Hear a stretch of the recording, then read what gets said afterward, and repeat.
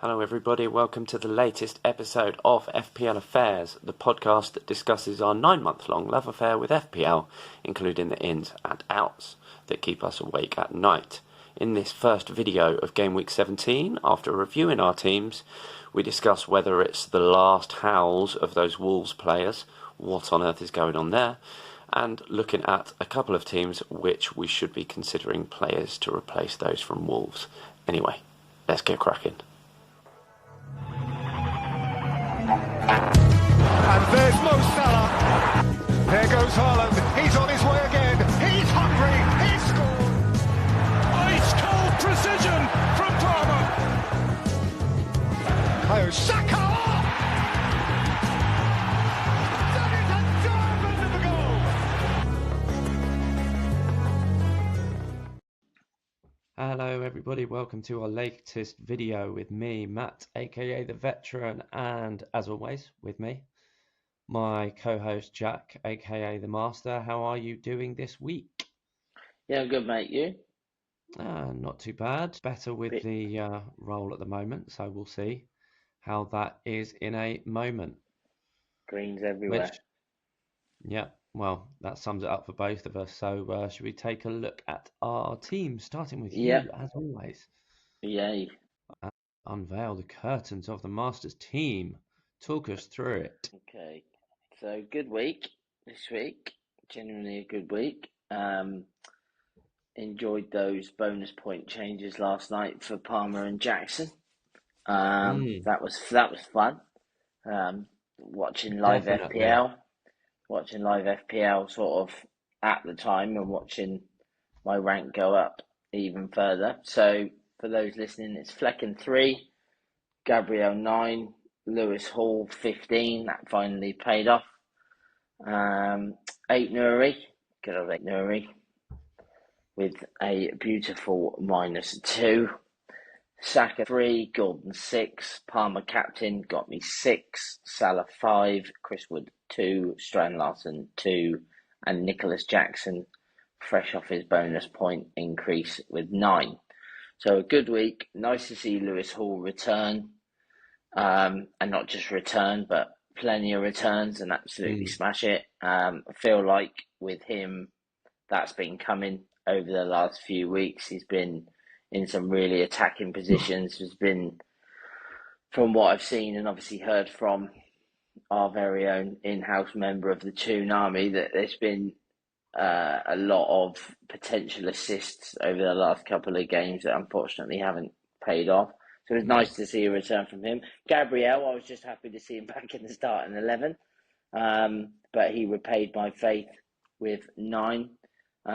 Saka's been frustrating for me, to be honest, with not enough returns, in my opinion, to justify his price since bringing him in over the last 5 weeks. And Gordon, again, happy to see him in the starting 11.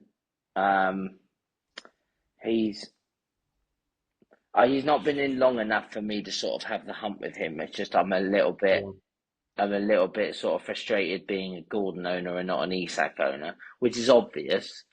Yeah. That one was going to outscore the other. It would have just been nice. Obviously, he got dropped and Harvey Barnes scored, and now Jacob Murphy scoring, and it's just always the other winger at the moment. So it's just a bit infuriating being a Gordon owner.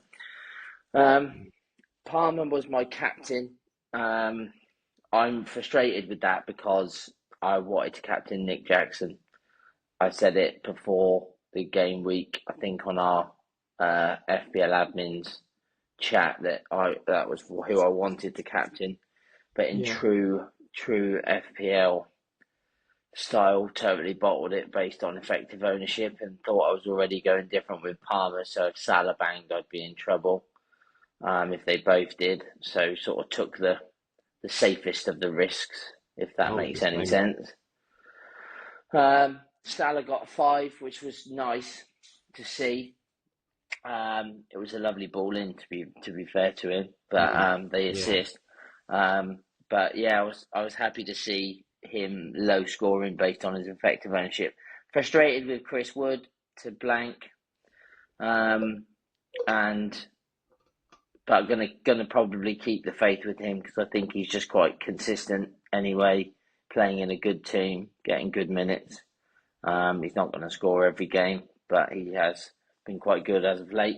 Strand Larson, again, beat Cunha by a point last week, beaten by a considerable margin the week before with a couple of goals. But this week, unfortunately, he lost out. However, he didn't take on the form of Tyson Fury at the end of the game. So hopefully he might be starting as a lone striker this weekend if Cunha is to be banned. And speaking of which, Ait Nouri.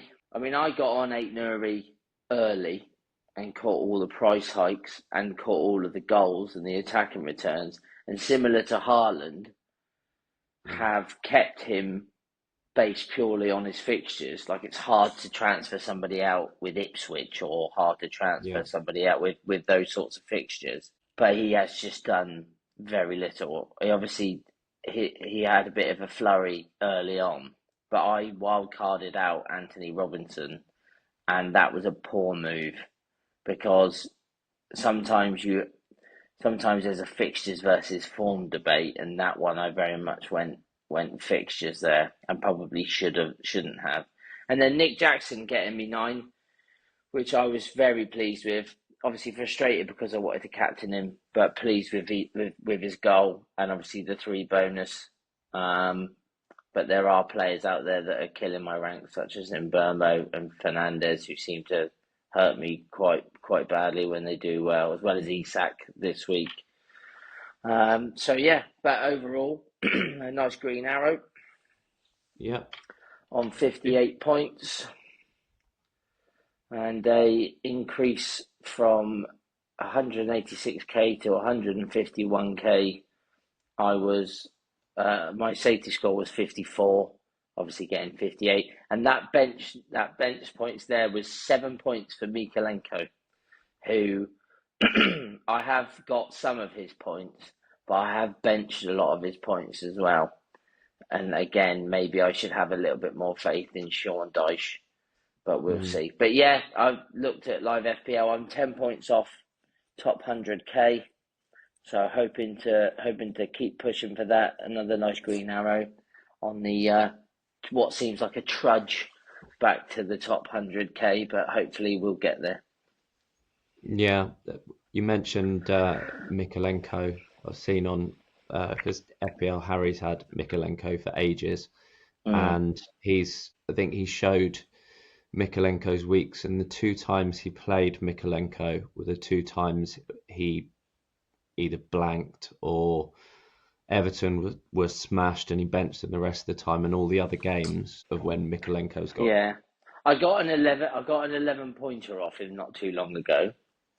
And I think I got another clean sheet off him as an auto sub, which is obviously lucky.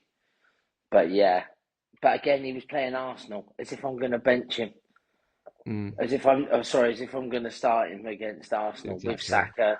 You know what I mean? And I've got Ait Nouri playing a relegation favourite. So yeah, is what it is. How did you get on?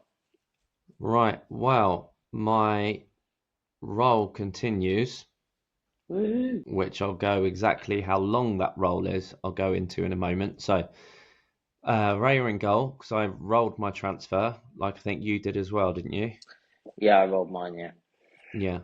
So Raya in goal is clean sheet, 6 points. Ait Nouri's -2. Lewis Hall's 15. Gabriel's 9. So same back 3 as you.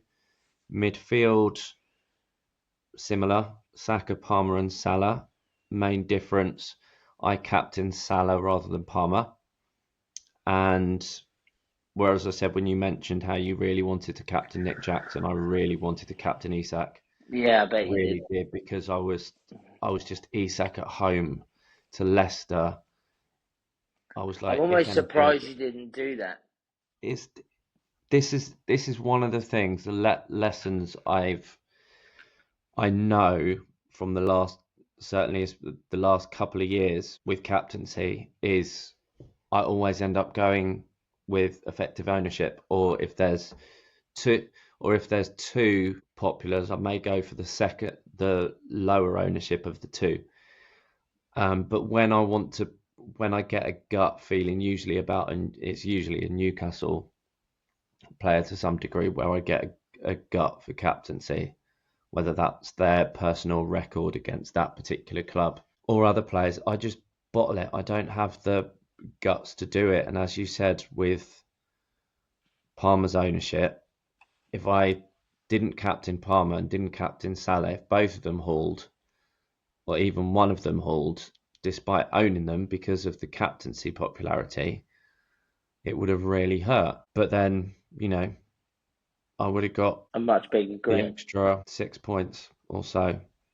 But then I would have got an extra bit of points, but then it would have been a lot of other teams would have got less, possibly. But anyway, that was what it was. My fourth midfielder was Semenyo, 3 points of which was a little bit frustrating because from following the game last night, we're recording Tuesday evening, and he hit the bar early in the game. There were various other shots he had. He had shots that are blocked. I think he had 5 or 6 shots either in the first half or in the period he was on. He got subbed at 68 minutes, so at least he got a clean sheet point.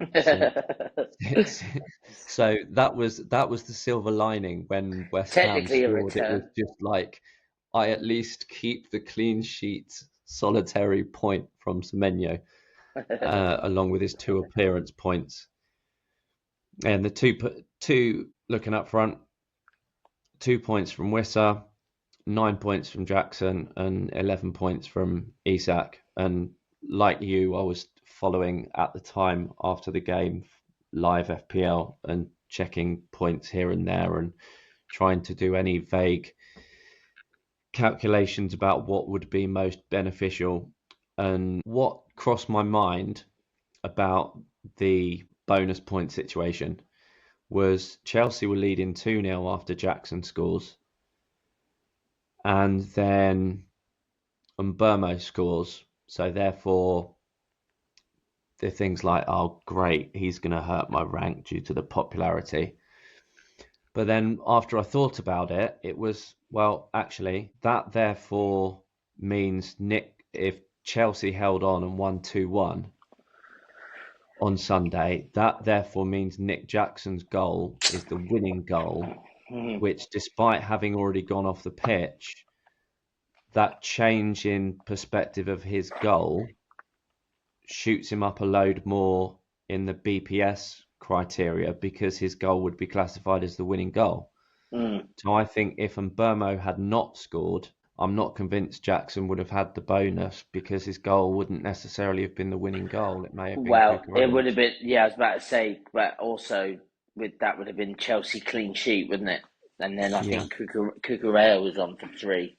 Obviously, his night took a turn for their owners. I bet they were an emotional roller coaster. But no, I think I like your team. It's a very nice team. And before I give the final total, is that last minute switch of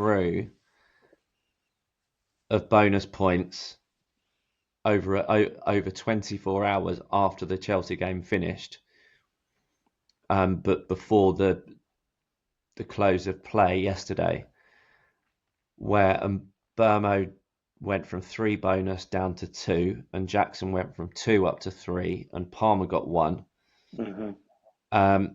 Before that change, I was level on points with 1 million rank, and that change of bonus points actually returned me to inside the top million, which has been a while, and that's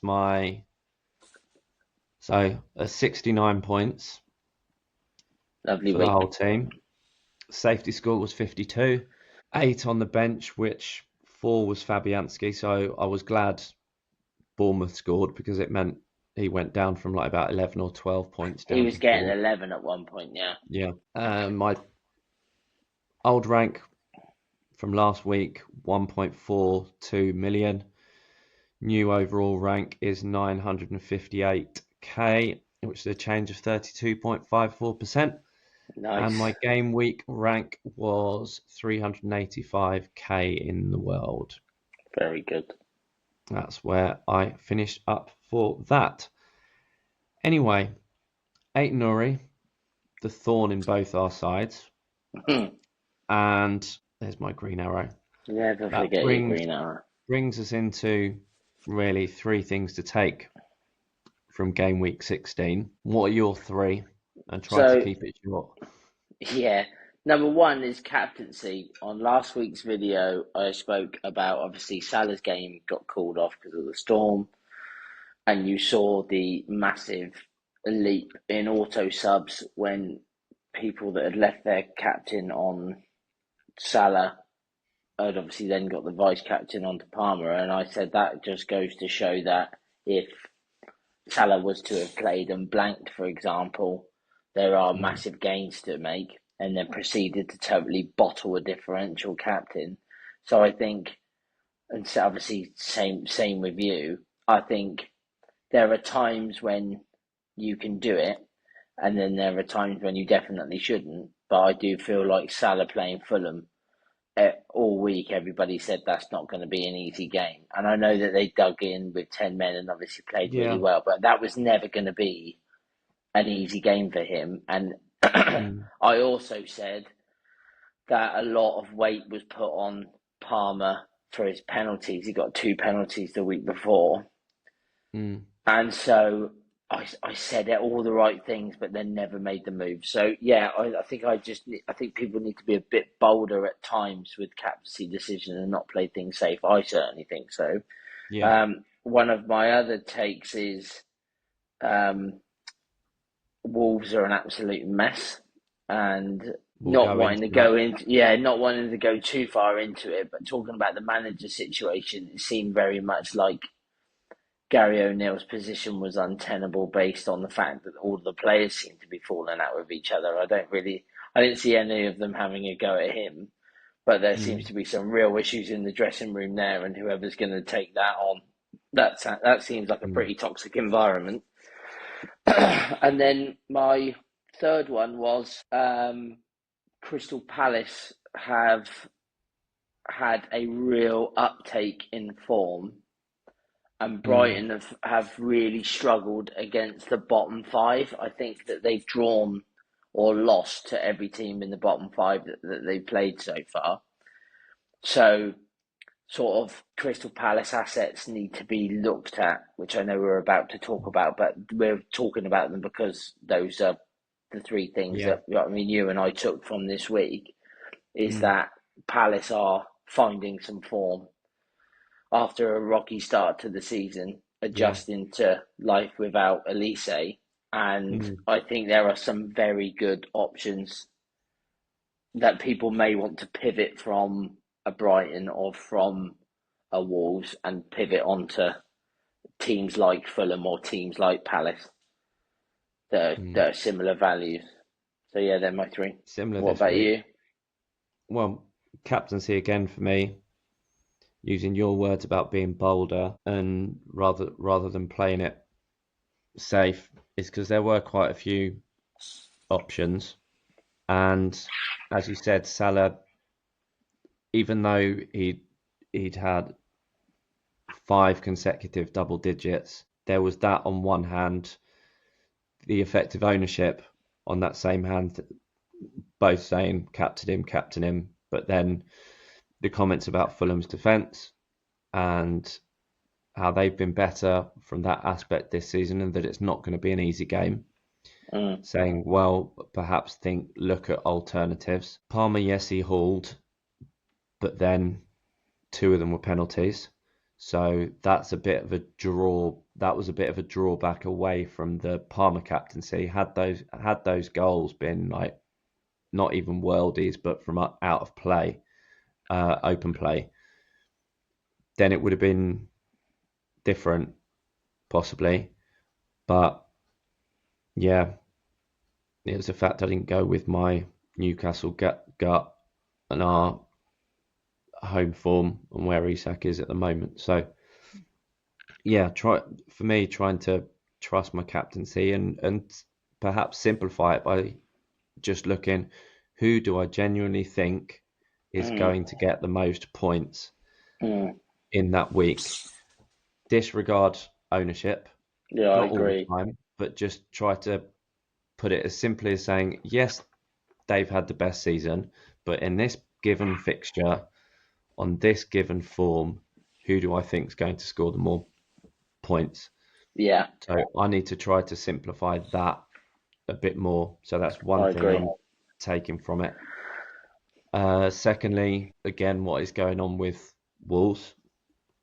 So that was my instant thought of we have to talk about them based on their managerless, the after the final whistle incidents that have happened in their last two matches, Gary O'Neill's last post-match interview that he made with the BBC. So yeah, those will come on to. They're not the only team that are managerless. Yeah. My team got a good old spanking. So anybody that's playing Southampton that you have in your team, just capture them and just wait for the green arrow because we're absolutely hopeless. Sorry, carry on. Maybe I'll just say the third thing is what now they're managerless. Does that mean Southampton's going to be even more of a target, or are they actually wait and see who comes in first of all? Yeah, I'm not sure there's a possibility for us to become more of a target. I think we are just very much a target. And so we should be. I'm not a delusional Saints fan. I'm not going to sit here and justify anything. We're absolutely rubbish.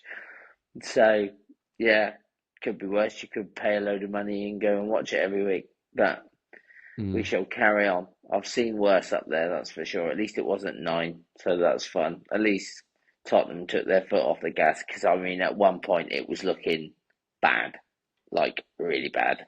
Right. That actually does make me think. So maybe my three things will be playing Southampton or something, or what a manager should do when they are 5-0 up at half time, and how Sonny got taken off.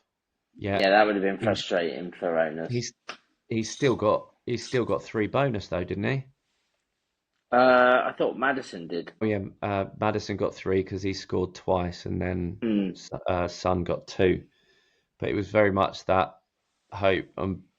This is a funny story. I won't get too sidetracked with this.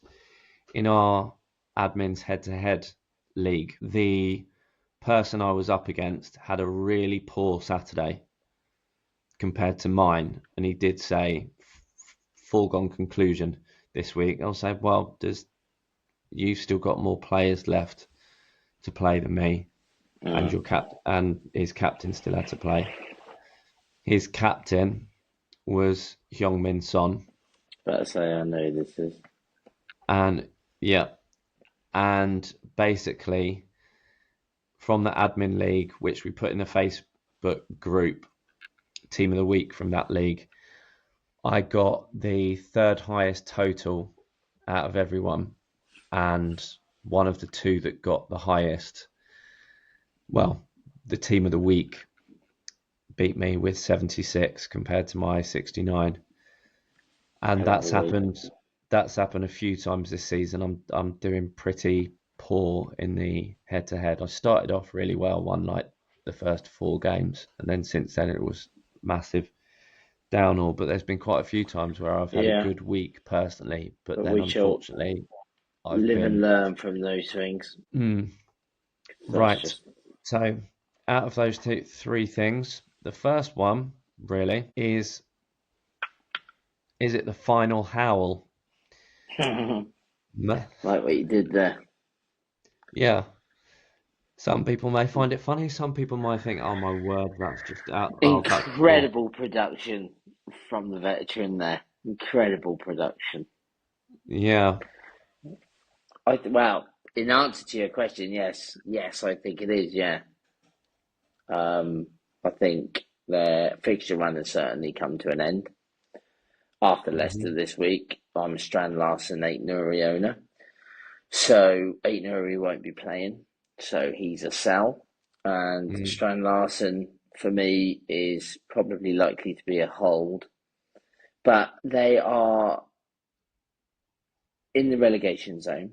They are underperforming as far as I'm concerned. From what I saw on Match of the Day, they were very, very much in that game and probably could Yeah. have scored 3 or 4 or 5 goals. Like, there were some chances there.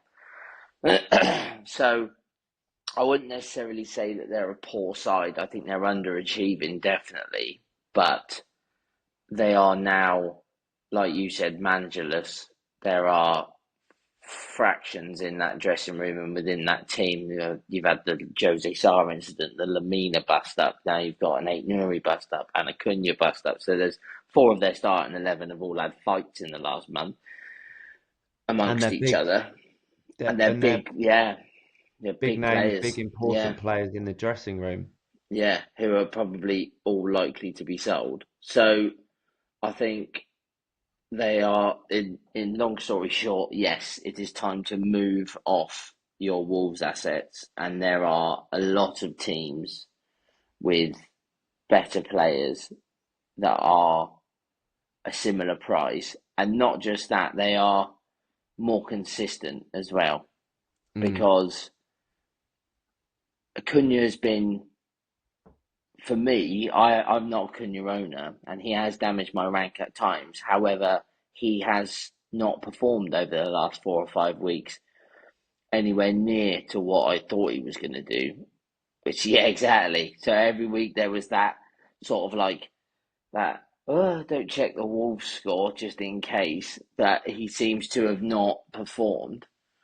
And obviously, as an 8 Nuri owner, very rarely do Wolves make it through the first half without conceding a goal. So there's just that double whammy from Wolves. So yeah, I would be moving off Wolves and onto Palace options, Fulham options, Bournemouth options. Yeah, which Do you know what I mean? we'll We'll come those. to. So, But yeah, just in summary, really, of the situation with Wolves, they're managerless, and what was interesting was how in the Gary O'Neill's post-match, he was very much lost the we didn't do this or it was very much him, the players. well, he did turn on the players a bit, didn't he? And he said, they're And obviously he I work wasn't, really hard during the week, but I can't legislate for." I think he said something like a long ball from O'Shea to Delap and stuff like that. Yeah, he very much turned on them, I think, which I think is fair enough. So there was that aspect. The Ain't Nuri is, as it was a red card, he serves a 1-match suspension for the red card, and he is still on 4 yellows, so it doesn't count as that suspension. So effectively, he misses the next game, serving the suspension for that red card, and then potentially he could come back the following game, get a yellow in that, and then he'd be off on another suspension. So with that in mind, along with everything else going on at Wolves, it's don't put him on your bench for a week, which sometimes It's if the you've got the final Howl. squad. Yeah. And Cunha, this is the latest, which Kieran Ball, one of the admin team, put on the Facebook group, a screenshot of the latest, and that in various reports that Cunha has been charged following his assault on the Ipswich member of the backing team or something. Yeah, I think it might have even been a steward. Pushing him in the face and then pulling his glasses off. Now, before you start selling him in the droves, the ban is going to happen, likely. But this happened earlier in the season with Mohamed Kudus of West Ham, and West Ham appealed that. And I think for that appeal to go through and a decision to be made on the appeal was maybe 2 or 3 weeks. So basically any ban Cunha receives will not go into effect until after any Well, he's got till Thursday to appeal. appeal. So he's got till Thursday to appeal. So if he appeals on Thursday, which I expect he will, because they'll just want to kick the can down the road as Yeah. far as they can. And it's also Leicester, which is a relegation rival, so they'll be wanting him to play this weekend, that's for sure.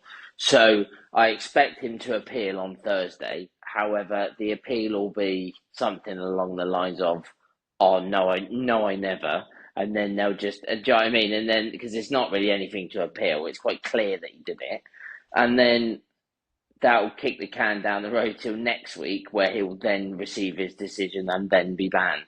So the ban will probably, which means he'll play against Leicester. So if you're a Cunha owner, hold him for this week, but do have in your mind's eye a replacement that you're going to want to sell him to next week. Yeah. And if there's like, if you want to do it to Isak and you want to upgrade him, then obviously that impacts your transfers this week, because you're going to want to roll to free up funds. So, or do you know what I mean? Or make a move this week with that move in mind. If you want to do I don't know, like if you own Robertson and you want to bring in Anthony Robinson, and that gives you some money to then spend next week on Cunha to Isak. So things like that. So just bear that in mind. Yeah. So pretty much unanimous about get off Wolves. Yeah. And that's where they're at the moment. And two clubs we're looking at considering player options is Fulham and Crystal Palace. And pictured have got Raul Jimenez up front, as well as Daniel Munoz, the Crystal Palace right back that's been, well, he scored twice recently. And he's been very much getting the plaudits, but he received his fifth yellow card at the weekend. So is he out for this weekend's game, or is that served in the cup game? This is what... There's a bit of a grey area there for me. It is. They're playing in the cup. Yeah. But so that would be the one yellow suspension. Forgetting 5 yellows, 1 match suspension would be the cup game. Oh, but he got booked the round before. So isn't he already suspended for this cup game because he got booked the round before? So technically he's already serving a ban for this one, so he can't serve 2 bans on one game. So he's got to serve it at the weekend. Is that right? Yeah, so he's serving. So whereas with other players, like... Let's just say, for example... Like Robertson at Liverpool. Yeah, Robertson, yeah. His 1 match suspension will be the cup game against you, and then he should be all right to play at the weekend. Whereas Munoz, he was already due to serve a cup suspension because he's booked twice in the cup. So he was already missing this midweek cup match, and therefore the 5th yellow, he can't serve that suspension until the weekend. But to touch on him briefly, because he's obviously not an option for this week, but next week, he gets in some really, really attacking positions. He did have a goal disallowed this weekend for offside, and it was marginal. But he plays...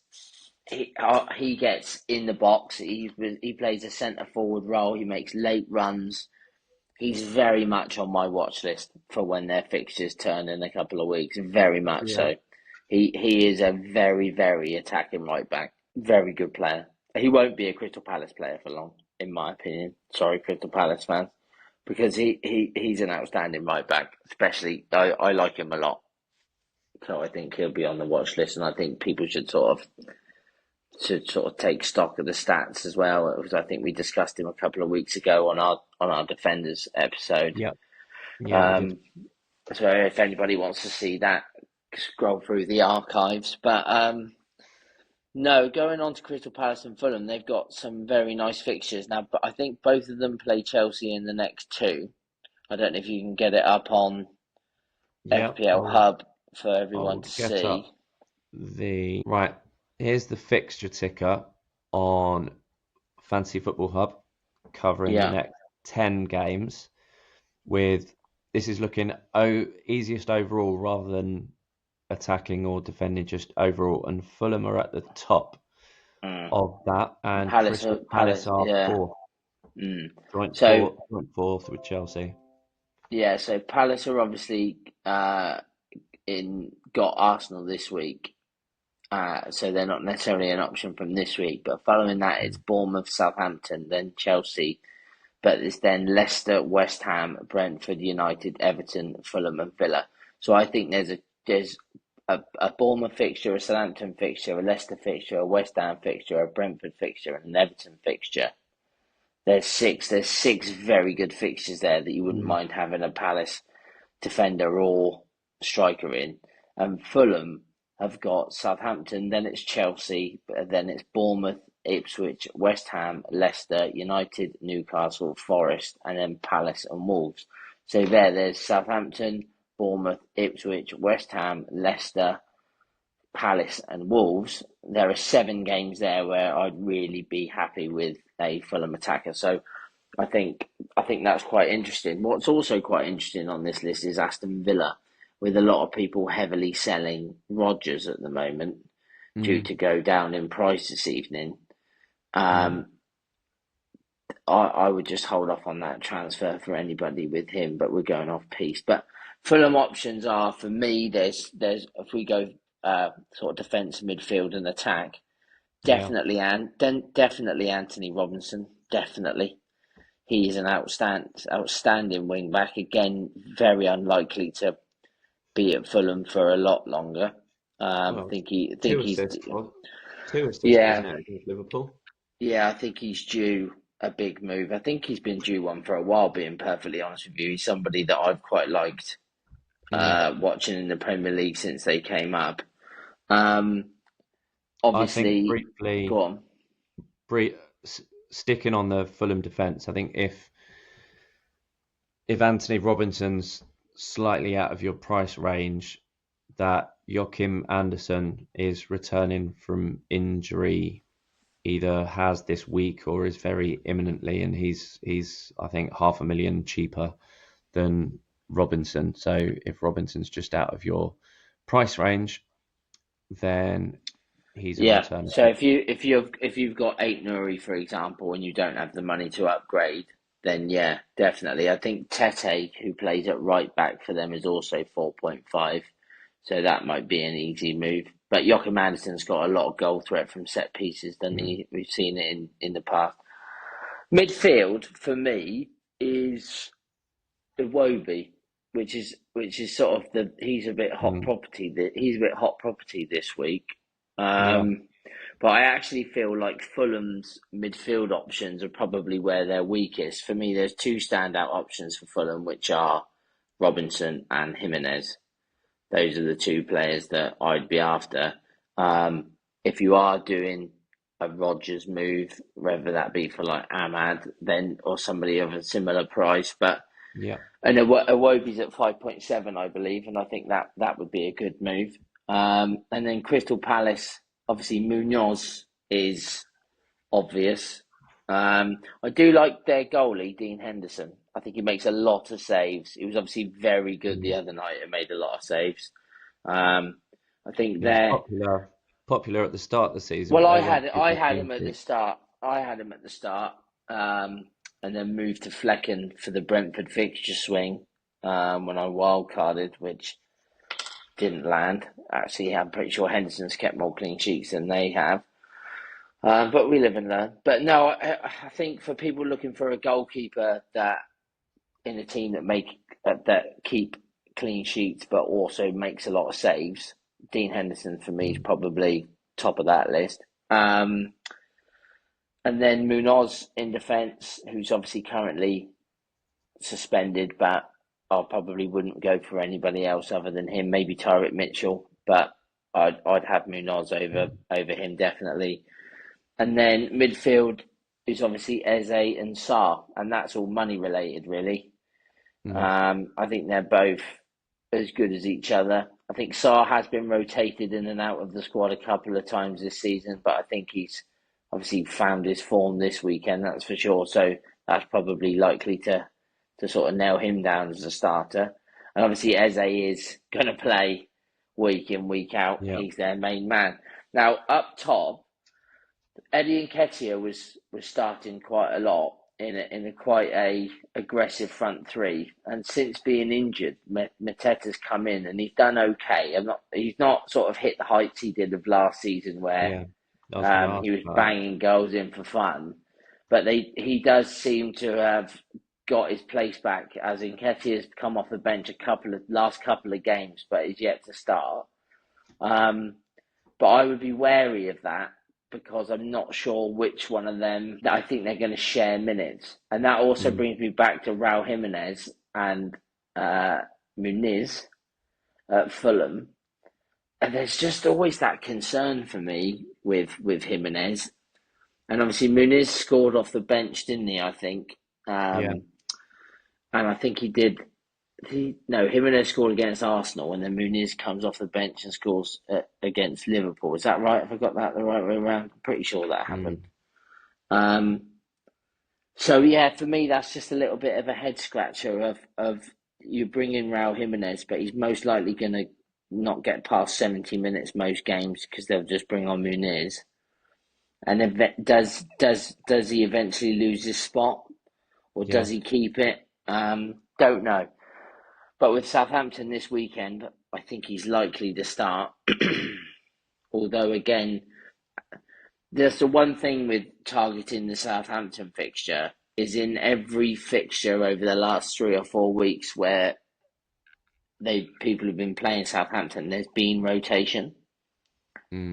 Like Porro owners this weekend, for example, would have been frustrated. Obviously, he came on and still got his clean sheet, but he obviously got benched. Same with Brennan Johnson owners.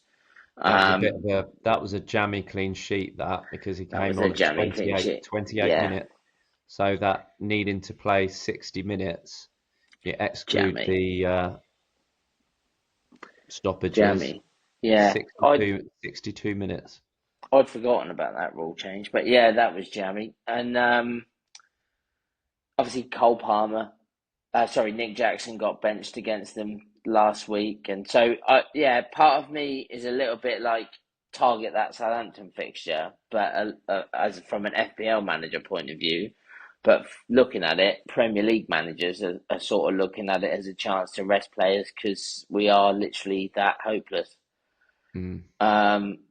So that would be. Those are my takes on Fulham and Palace. You've got Munoz, Eze, Sarr. Really, they're the three that I would choose. I probably wouldn't go with Mateta. I think he's too much of a minutes risk. And then I would go for Robinson, Iwobi, and Jimenez, and Dean Henderson is a good goalkeeper out of the two of them. Not a return to Smith Rowe? No, because he was benched. He tends to get benched when they play the top teams. I think he was benched earlier on in the season when they played Manchester City or something like that. I think he puts that Van den Berg or whatever his name is in midfield to keep a bit more of a defensive shape. But again, he's also a little bit inconsistent with returns. But yeah, I think if I was to have my time again, I would probably have gone Iwobi over Smith Rowe. I thought Smith Rowe was going to be an attacking number 10. Yeah, but people did. But I didn't. I haven't seen that from him. Whether that changes, I don't know. But he certainly wasn't. He wasn't what I hoped he would be. He was a good budget option that was playing week in, week out. He did get some attacking returns, but I was hoping for him to have a bit more of a free role in the number 10. And he does seem to have to hold his shape quite a lot. But, in short, Crystal Palace assets top 3. You're saying Munoz, Eze, and Sarr. Yeah. From Palace, and then from Fulham, Robinson, Iwobi, and Jimenez. Possibly, but then the concern of rotation. So I think it's Jimenez's place to lose. I think he's got it. I think he's the number 1, number 9. But at any point that could change. But I would just like to point out both goalkeepers are very good options as well. Certainly for very good options. Certainly for save points and clean sheets. So yeah, Fulham and Palace time definitely. Again, like pivoting off of if you're frustrated with a Matoma or you're frustrated with a João Pedro or you want to move off Cunha and free up some money or Eight Nuri or if you're like me and just sick of Flecken, there are some really nice options in those two squads, and I do think Palace have turned a corner this season. They've played some really good football. Brighton seem very toothless in attack, and although got forward quite a lot, tended to not really put themselves in a position to really threaten. But yeah, Palace look good. Yeah. Palace look very good. So this brings to wraps this episode. In the next episode, we'll be having a bit more of addressing forward dilemmas. Mm-hmm. But where you can find us on x.com/FPL Affairs, Facebook group Fantasy Premier League FPL 1, that's all lowercase, YouTube channel at FPL Affairs, and Spotify, all the multi gibberish at the bottom. But yeah, please comment on what we've said, whether you agree or disagree with anything, and if you've got anything you would like us to discuss any further. Slight spoiler alert, we are in talks about possibly doing a live stream at some point, but that's a matter about scheduling, so that's a little taste of spoiler, which we'll see. But yeah, please like and subscribe. It very much helps us, and also, depending on facilities, the number of subscribers impacts on what quality we get on YouTube and the ability to stream from multiple devices and so on. Anyway, I am going off the point. Anything you would like to add, Jack, before we finish? No, mate, just thank you for watching, everybody. Please recommend us if you've enjoyed it. Recommend us even if you haven't. And like and subscribe. Good luck this weekend. Yeah, and our next video should be released tomorrow, aka Friday morning. So a day after the release of this episode, which should, all being good, be Thursday morning at 7 a.m. But all that's left to say to finish is thank you for watching and keep your FPL affairs under wraps until after the deadline. See you soon. Bye bye.